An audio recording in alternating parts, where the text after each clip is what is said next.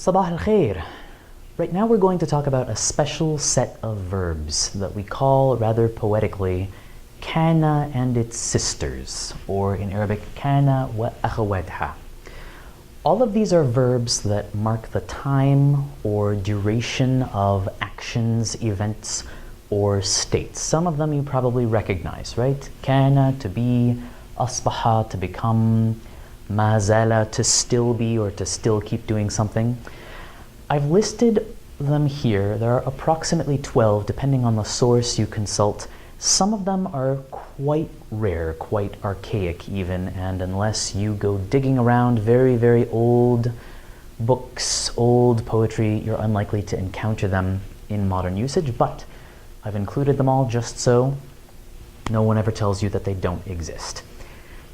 They function essentially like other verbs, but in Arabic there are a couple of major differences. One, we use a special set of terms to describe the grammar around them in the sentence. Two, their direct objects, if they have direct objects, take a special case ending. And three, they can be used with mudari'a marfu'a, a conjugated present tense verb, to convey the timing of a state or an action with another helping verb. So, let's take a look at some examples. First, as you know, in a jumla ismiya, a regular nominative, non-verbal sentence,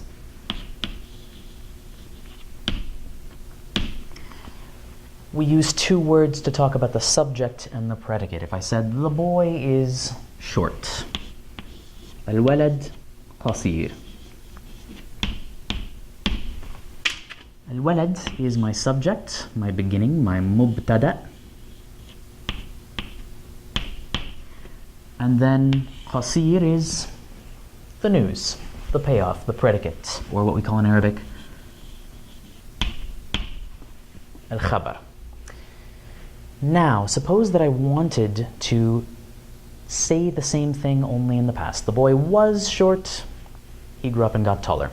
But what we want to say is the boy was short. So I'm going to use the verb for being in the past. I'm going to say kaana. And now instead of mubtada and khabar, I use a slightly different, more specific set of terminology. Since the whole sentence is now being affected by kaana, al-walad is now called ism kaana, sort of like the noun of kaana. And then qasir, the end, the predicate, is specifically called khabar Kaana. So, in terms of what we've done with sentence structure, not really much has changed, but in Arabic we need to know to refer to it by a second set of forms. The other thing that, a second set of terminologies, right? But the form stays pretty much the same. Here, qasir is almost like the object of kana. Kana is a verb, and so direct objects for all verbs in Arabic need to take a special case ending, that mansoob case ending. So since this is an indefinite noun, I'm going to add fatha tanween. Kana al-walad qasiran. We probably aren't going to hear that ending in speech, but we might see it if we were reading it in a book or a newspaper article in a more formal, less colloquial context. If we wanted to say instead the boy is not short, the terminology would remain pretty much the same and the rules would stay the same, but instead of kana, we could negate this with laysa. The boy is not short. And then instead of saying ism kana and khabar kana, we would refer to these specifically as ism laysa and khabar laysa.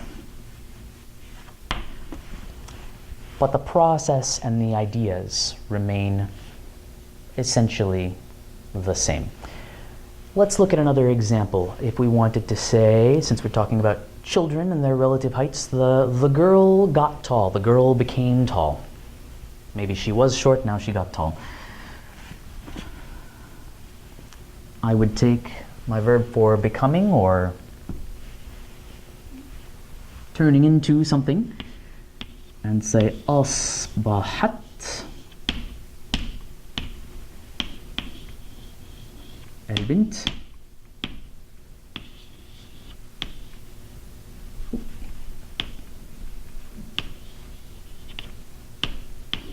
طويلة.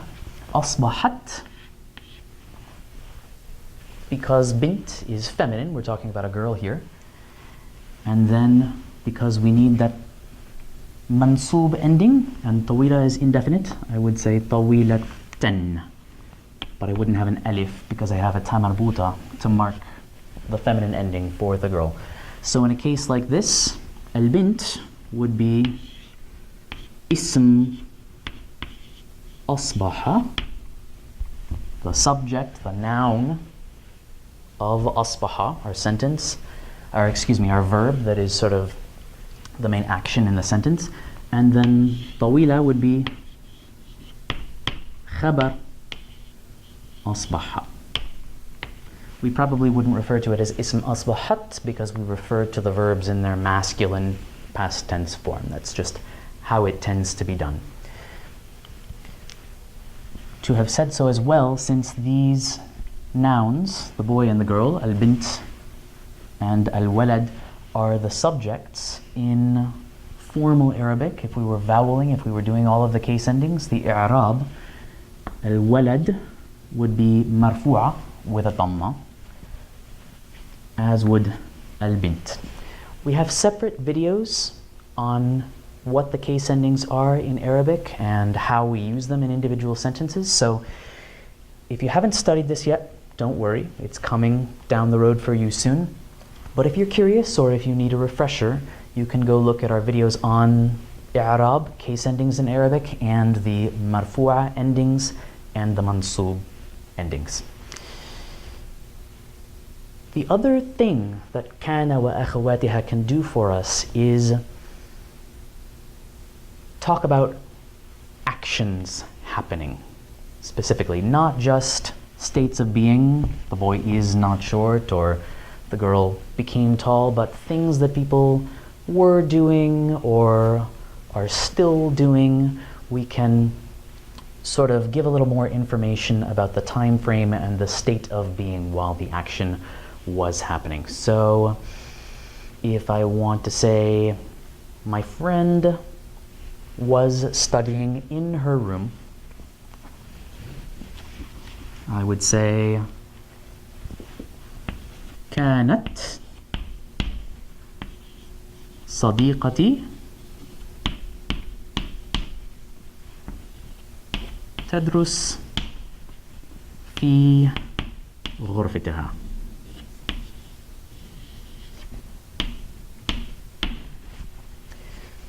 Here I have كان, my verb, and then صديقتي is going to be اسم كان.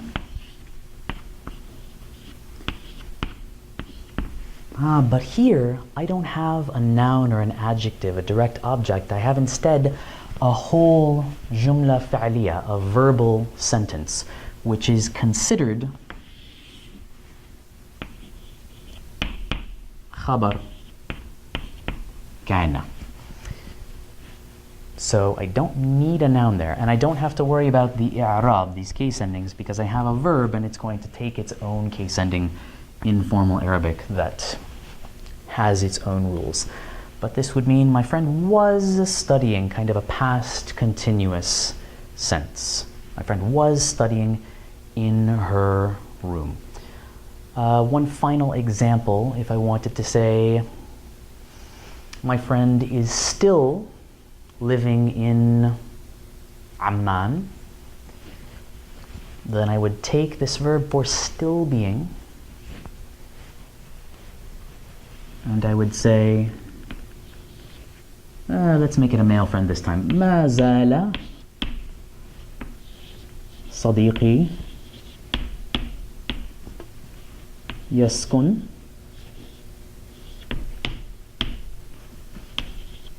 في عمان. So here we have ما زال, our verb that's sort of situating things in time.